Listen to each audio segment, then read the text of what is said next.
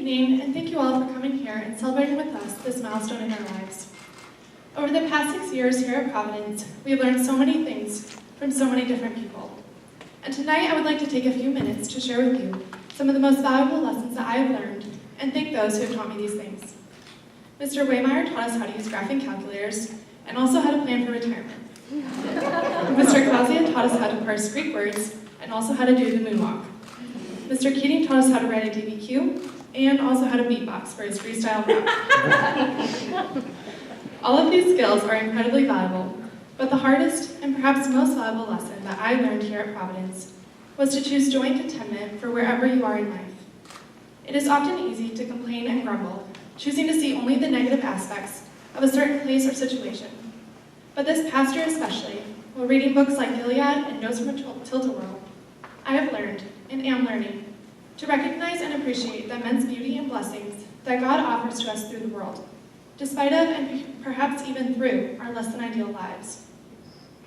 A few weeks ago, Mrs. Bliss gave a chapel talk on classical education and the two main reactions that one can have to it. First, the Pharisee reaction, in which one has a tendency to put on a perfect mask, legalistically following all the rules and finding worthiness and pleasure in this. And then on the other hand, there's the cynic, who complains about their situation, finding happiness in critiquing their place in life.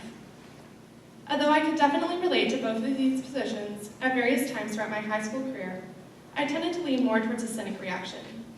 I spent a large portion of my time here choosing to see only the negative aspects of Providence, intentionally overlooking the true blessings that I was taking for granted. Now, as my time here draws to a close, I look back on my experience, and I am able to see in retrospect what I hadn't been able to see in the midst of it.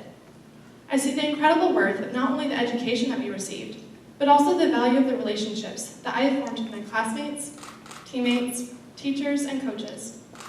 I know some of us often joke about our school being a small, close-knit community, but there is truth in that saying.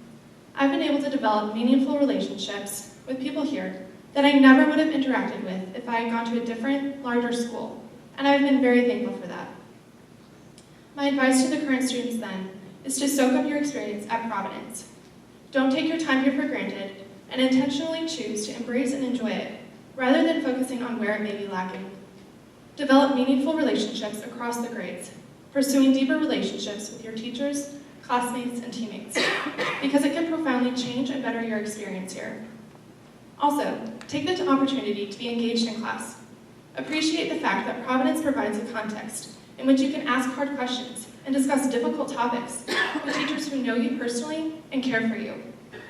Not many schools encourage or even allow discussion of certain controversial topics. So take advantage of our teachers' willingness to discuss topics that excite, intrigue, or confuse you. Soak up every blessing that Providence offers, and do not give in to the temptation to be either a cynic or a Pharisee.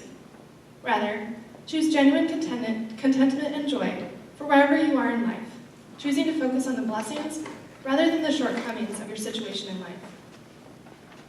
The education I received and the impact it had on me was a group effort, and I am unable to adequately thank everyone who has influenced me throughout my time at Providence. But I would like to spend a few minutes now individually thanking those who played a significant role in shaping me into who I am today. I would first like to thank my parents for sending me to Providence, sacrificing so much of their time and energy to support me in my pursuits here. Thank you for placing me in this environment where I could grow both in my knowledge and my character. I would also like to thank Mr. Duvier and Mr. Buckles, who gave me strong foundations in literature, logic, and rhetoric in middle school. Without them and their patient teaching, I never would have been able to achieve what I have. They are also my homeroom teachers, and I have thoroughly enjoyed spending a few minutes every morning in Herodotus talking with them. I truly appreciate the advice and encouragement they have given me in times full of anxiety, such as my thesis presentation, my thesis defense, or college scholarship interviews. I would also like to thank Mr. Keating for getting my class and I through AP European History. Your classes were consistently the hardest through high school, but I also enjoyed them the most. You pushed me as an individual to become a stronger student, basketball player, and student leader, and your hours of listening and advice as I worked my way through high school have not gone unappreciated. Without your help and motivation, I never would have been able to achieve some of my high school goals. And lastly, I would like to recognize Mr. Clausia and Mr. Waymer, proud members of our Senior Citizen Club, Over the past 6 years, they've taught me many things about science and language, yes. But what I most appreciate about them is their willingness to pursue relationships with my classmates and I. You both provided a ready and listening ear for all of our drama, and you were always ready to go knock some sense into anyone who gave us a problem.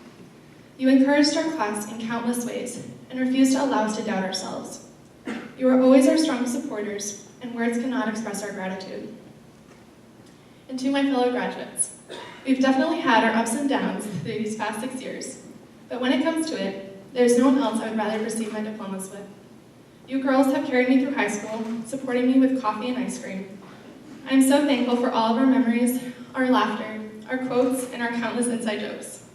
I don't think I'll ever find friends who are quite as weird and quite as amazing as you three. As we part ways after 6 years together, my hope is that we never forget the lessons we have learned here, academically, relationally, and spiritually. We have been equipped with the valuable tools of a classical education, so we can serve as ambassadors of the gospel to a badly broken but deeply beautiful world.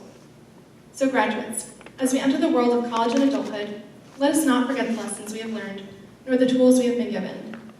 As Reverend John Ames advises his son in Gilead, acknowledge that there is more beauty than our eyes can bear, that precious things have been put into our hands, and to do nothing to honor them is to do great harm.